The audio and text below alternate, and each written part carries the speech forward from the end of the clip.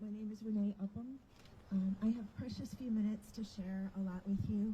I apologize for rushing. I'm very angry, and I don't apologize for that. I live in Oxford, Michigan, with my husband and 3 children. It's the only hometown my kids have ever known. 2 of my kids are Oxford graduates. You just heard my oldest, Olivia. My youngest, Keegan, is currently a senior at Oxford High School, and he was present the day a gunman opened fires in the halls of his school on November 30th, 2021. That night, I told Keegan I was so sorry. Sorry the adults in his society let him and his classmates down. Fast forward to last weekend. Keegan committed to attending MSU in the fall. A couple of days later, a gunman opened fire at Michigan State. Once again, I apologized to him. Sorry the adults have once again let him and his peers down.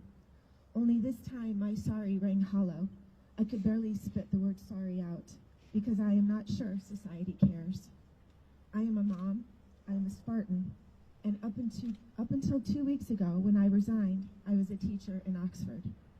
Leaving a teaching job mid-year is a tough decision. It comes with fears that I have left kids behind in a system that is unable to protect them. Part of my leaving was a personal decision in my heart between my son Keegan and I. I could no longer work for a system that put him and others so directly in harm's way. I can also not work for a system that has stayed silent about the fact America is the only country that loses kids at school by gunfire at this rate. It is reprehensible. Since the shooting in Oxford, I have wondered, where are the educators, counselors, school administrators? Where has the union been? Why are educators not banding together and saying enough is enough? If you are an educator, you can no longer stay silent. You can no longer wait on the sidelines. Look around. It is so glaringly obvious who is not here today. Teachers have so much power. This system does not work without us. How is it we watch kids traumatized, injured, or killed, and we do not band together on a national level to use our powers to help them? I've wondered, what does it do to the psyche of children who withstand this kind of trauma? What do you think it does to their sense of well-being in the world to run, to fight, to hide, because someone near them has the intent and the means to take their life?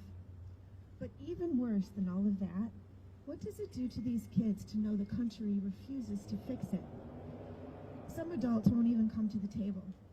Do you know, as a teacher, I have had to teach 7-year-olds which objects are the smartest ones to grab to throw at a gunman who enters our classroom? Books and chairs, yes. Scarves and mittens, no.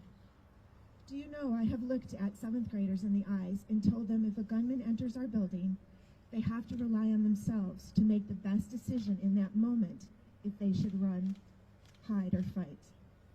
How can kids trust the adults that we have this under control? Because the fact is we don't. They've seen the carnage, they felt the terror. As my son Keegan did, they've typed the word shooter in text messages to their moms and dads at home. They know the adults are not keeping them safe.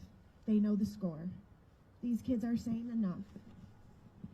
And I stand with them as they call out the people who continue to ignore this devastation unique to this country. We need direct and immediate pipelines to mental health help for the people that need it. We need simple, moderate gun legislation, and we need it passed now, not tomorrow. Every adult in this nation, in this state, in the schools, government offices, boardrooms, and living rooms, need to understand this simple fact. You are culpable for this violence if you stay silent and do nothing. Thank you.